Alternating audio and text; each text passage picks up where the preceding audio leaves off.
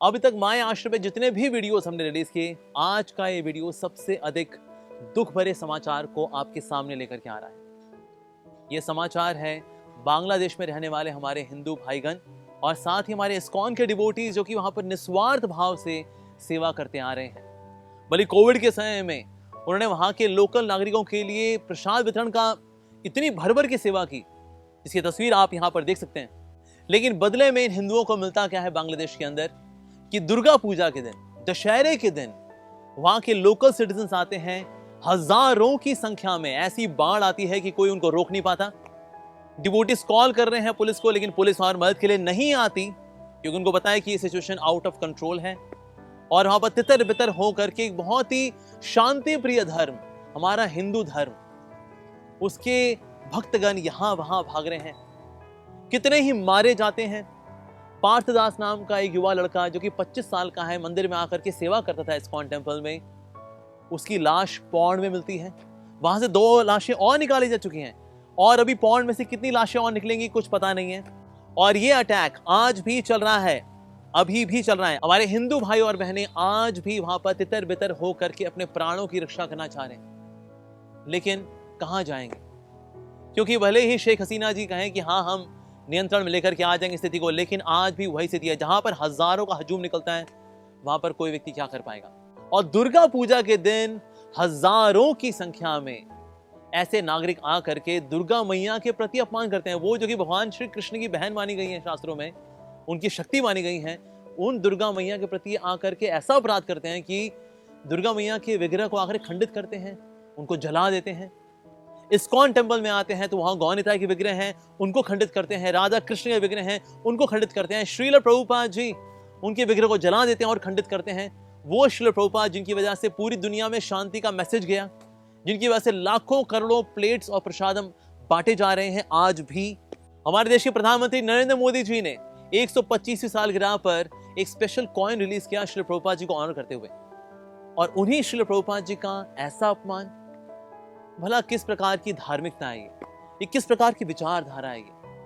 क्या ऐसा करके हमें जन्नत मिलेगी, हेवन मिलेगा, स्वर्ग मिलेगा और वहां पर खुदा बड़े हमसे खुश होंगे कि बहुत अच्छा काम किया तुमने, मासूम लोगों को मारा, मैं इतना खुश हूं कि तुम ये सारी हूरे नूरे रखो अपने पास क्योंकि तुमने इतना अच्छा काम किया है? क्या वाकई में ऐसा होने वाला है? हमें सोचना चाहिए, विचार करना चाहिए। और ऐसे इंसिडेंसेस के पीछे जो मेन कारण रहता है वो है ऐसे सो कॉल्ड रिलीजियस लीडर्स जो कि इसको बताते हैं वेल यही असली रिलीजियोसिटी है, ये हिंसा, ये नफरत, यही धर्म है।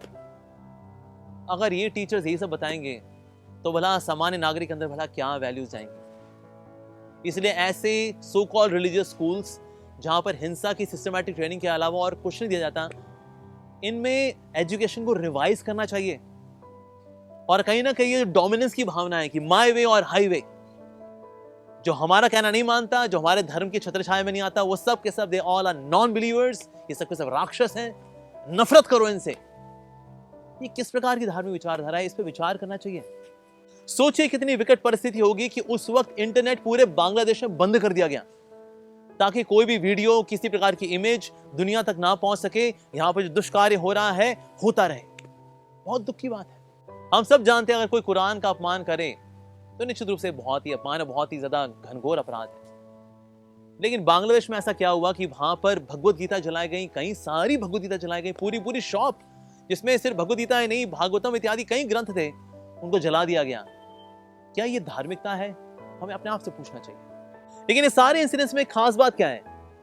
ये सेक्युलरवादी, ये सारे इंटेलेक्चुअल्स, इनमें से एक ने भी एक शब्द नहीं बोला आज। पता नहीं आज शायद सोए रह गए या फिर नींद की गोलियां ऐसी रही कि दिनों दिन सो रहे हैं वो आज।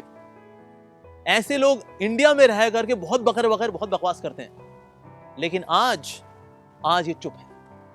अगर पाल घर के संतों के प्रति कुछ होता है, चुप है। आज से कुछ साल पहले इस्कॉन के डिवोटीज पे अटैक हुआ था, उस वक्त भी चुप थे और आज भी चुप है। तो समझ में नहीं आता ये किस प्रकार का इंटेलेक्चुअलिज्म है, किस प्रकार का लिबरल एटीट्यूड है। It is beyond logic actually. So these will are so-called intellectuals and so-called liberals and so-called secular. They are biased. They are biased. अब ऐसे incidences का solution भला क्या है? इनका solution ये है, पहली बात तो उस देश के अंदर, हर देश के अंदर ये कानून होना चाहिए कि अगर आप माइनॉरिटीज के प्रति किसी भी प्रकार की हिंसा करते हैं तो बहुत ही स्ट्रिक्ट एक्शन लिया जाना चाहिए। सेकेंडली, पर्टिकुलरली इस इंसिडेंस को लेकर के actually we expect from the Middle East कि वो अपने भाइयों को समझाएं बांग्लादेश में कि ऐसी हरकतों से उनके धर्म का नाम विख्यात नहीं होने वाला बल्कि कुख्यात होगा, नाम बदनाम होगा। इसलिए ऐसी हरकतें नहीं करनी चाहिए। इसीलिए मिडिल ईस्ट के भाईगण समझाएं बांग्लादेश के भाइयों को ऐसा मत करो। और तीसरी बात समझने की यह है कि ऐसी नफरत भरी क्रियाएं अगर आज बांग्लादेश में हो सकती हैं तो कल आपके साथ भी हो सकती है, किसी के भी साथ हो सकती है। तो इसीलिए ऐसी क्रियाएं करने वाले, ऐसी दुष्क्रियाएं करने वाले, ऐसे अत्याचार करने वाले जो लोग हैं, इनके खिलाफ हम सबको इकट्ठा होना चाहिए और हमें साथ मिल करके इसका मुकाबला करना चाहिए। ये दुनिया वास्तव में भगवान ने बनाई है ताकि हम लोग मिलजुल करके यहाँ रहें। तो भले ही कोई जन्नत जाना चाहे तो कोई वैकुंठ जाना चाहे, सबका अपना अपना लक्ष्य है।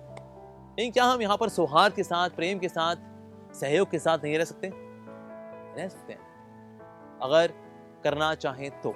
इसलिए हमारा विनम्र निवेदन है बांग्लादेश की गवर्नमेंट से, हमारे देश भारत की गवर्नमेंट से और दुनिया में जितने भी पावरफुल पर्सनैलिटीज हैं, एमिनेंट पर्सनैलिटीज हैं, इकट्ठा हो और साथ मिलकर कुछ करें ताकि बांग्लादेश में रहने वाले हमारे हिंदू भाईगण बहनें, हमारे इस्कॉन के डिवोटी, सबके सब सुरक्षा के साथ वहां पर रह सकें, भक्ति कर सकें। हरे कृष्ण।